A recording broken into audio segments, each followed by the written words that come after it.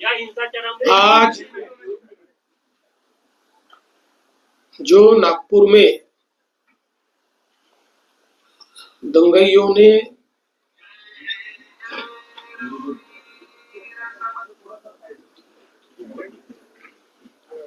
जिस प्रकार से दंगा किया, उसके बारे में एक वरिष्ठ स्तर की बैठक मैंने की है। हमारे सहयोगी मंत्री बावनकुळे जी भी उसमें उपस्थित थे। किस प्रकार की घटनाएं हुई, उन घटनाओं में अगर कोई लैप्सेस थे तो वो क्या थे, उन घटनाओं को किस प्रकार से रिस्पॉन्ड किया गया और घटनाओं के बाद अभी तक क्या कार्रवाई की गई, इसकी पूरी जानकारी मैंने प्राप्त की है। मेरे अपने कुछ ऑब्जर्वेशंस उस संदर्भ में थे, वो भी मैंने पुलिस आयुक्त और जो वरिष्ठ अधिकारी थे उन सबके सामने रखे हैं।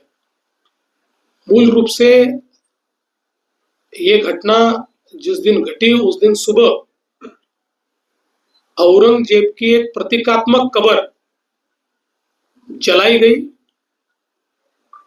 और उसको जलाने के बाद कुछ लोगों ने उसके बारे में कंप्लेंट भी की। पुलिस ने नियम के अनुसार उस कंप्लेंट को एंटरटेन भी किया, लेकिन बाद में कुछ लोगों ने सोशल मीडिया का उपयोग करते हुए पॉडकास्ट और पोस्ट के माध्यम से ये औरंगजेब की प्रतीकात्मक कब्र नहीं जलाई गई तो इस पर दरगाह की चादर लगाई थी और उसमें कुरान की आयतें लिखी हुई थी, उसको जलाया गया। इस प्रकार का एक झूठा प्रचार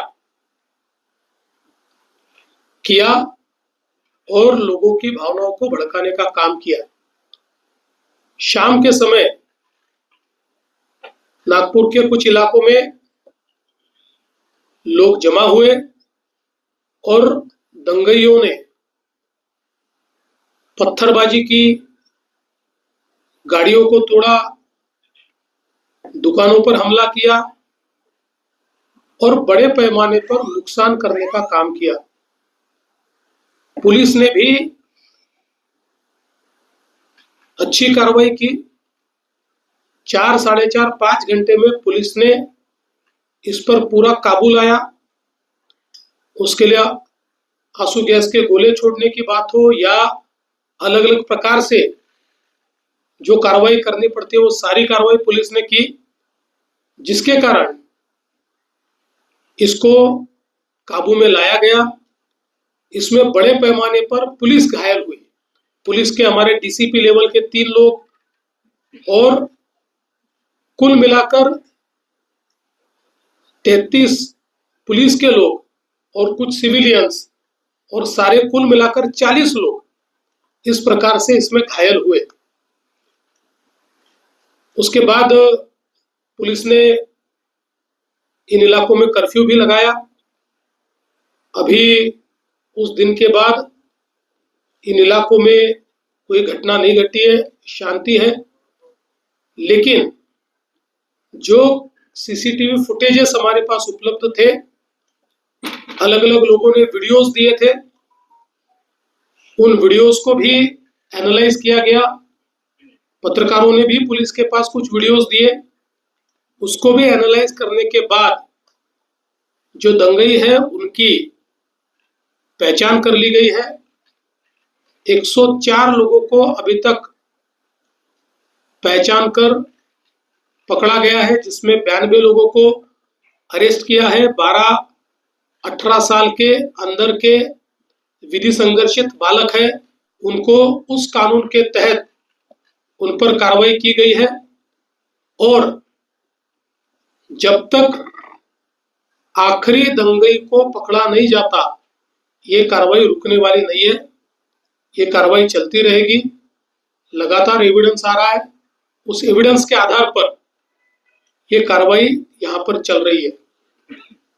ये भी तय हुआ है कि ये जितना नुकसान दंगइयों ने किया है इसका पूरा हिसाब निकाला जाएगा और ये पूरा नुकसान उनसे वसूल किया जाएगा। और अगर वो नुकसान के पैसे नहीं भरते हैं तो उनकी प्रॉपर्टी को बेचकर ये नुकसान भरपाई की जाएगी। किसी भी हालत में इस प्रकार से किसी को दंगा करके दूसरे को नुकसान पहुंचाने की इजाजत नहीं दी जाएगी। जिनकी गाड़ियों का नुकसान हुआ है, सरकार उनको मदद करने वाली है। जो भी हमारे नियम है उन नियमों में बैठाकर हम लोग निश्चित रूप से उनको मदद करेंगे। अगले 7 दिनों में ये मदद करने की हमारी कोशिश होगी। और साथ साथ जिन लोगों ने सोशल मीडिया का उपयोग करते हुए इस प्रकार के पोस्ट किए जिसके कारण दंगे भड़के या दंगे भड़कने में या लोगों को भड़काने में जिनकी पोस्ट ने काम किया है, ऐसे लोगों को भी हम लोग सह आरोपी बनाएंगे, को एक्यूज बनाएंगे और उनको भी दंगे का आरोपी माना जाएगा। करीब 68 पोस्ट ये अभी तक आइडेंटिफाई करके उसको डिलीट किया गया है। कुछ आइडेंटिफिकेशन अभी भी जारी है। वो आइडेंटिफिकेशन होने के बाद उस पर भी कार्रवाई की जाएगी। नागपुर की एक अपनी संस्कृति है। 1992 के बाद नागपुर में कभी भी इस प्रकार के दंगे नहीं हुए। कभी छोटी मोटी घटना हुई होगी, लेकिन इस प्रकार से आगजनी करना, लोगों के गाड़ियों को तोड़ देना, पत्थरबाजी करना, ये किसी भी हालत में सहन नहीं किया जाएगा। और इस पर कड़ी से कड़ी कार्रवाई ये हमने शुरू कर दी है और ये जारी ही रहेगी जब तक हम लोग ये जो दंगे हैं इनको सबक नहीं सिखा देते। विशेष रूप से जिन्होंने पुलिस पर हमला किया है उनको तो निश्चित रूप से अपनी करतूत का भुगतान करना ही पड़ेगा। कड़ी से कड़ी धाराएं उन पर लगकर जब तक उनको कठोर से कठोर दंड नहीं होता तब तक हम लोग शांत नहीं बैठेंगे।